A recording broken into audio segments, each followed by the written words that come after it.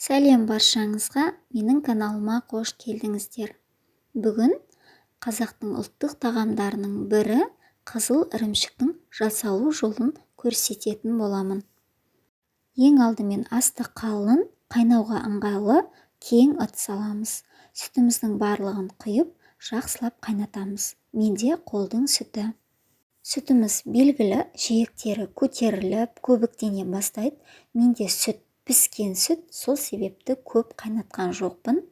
Дәл осылай 1,5 литр қышқылтым айран үстіне құятын боламыз. Бірден сары суы бөлініп, яғни біздің сүтіміз іри бастайды. Осылай жай отта қайнататын боламыз. 2-2,5 сағат қайнатамыз. Астын баса отырып. Мен сары суын бөлек төгіп тастадым. Сөйтіп, осылай қайнаттым. 2 сағат қайнағаннан кейін біздің ірімшігіміз сарғая бастайды. Сол кезде үстіне қант саламыз. Өзіңіздің қалауыңыз бойынша жасап жатқан ірімшіктің көлеміне қарай қантты саласыз. Жай отта 2 сағат қант салғаннан кейін қайтадан қайнатамыз. Мінекей ірімшігіміз әдемі сары түске еніп дайын болады.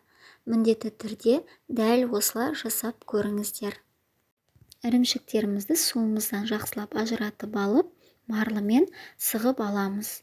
Содан кейін кез келген ыдысқа салып, үстінен ауыр затпен басып тығыздасаңыздар болады суын сығу үшін. Мен осылай 1-2 рет сығып, яғни суын бөлек алдым. Және тоңазытқышқа салып қойдым. Өте әдемі болып шығады.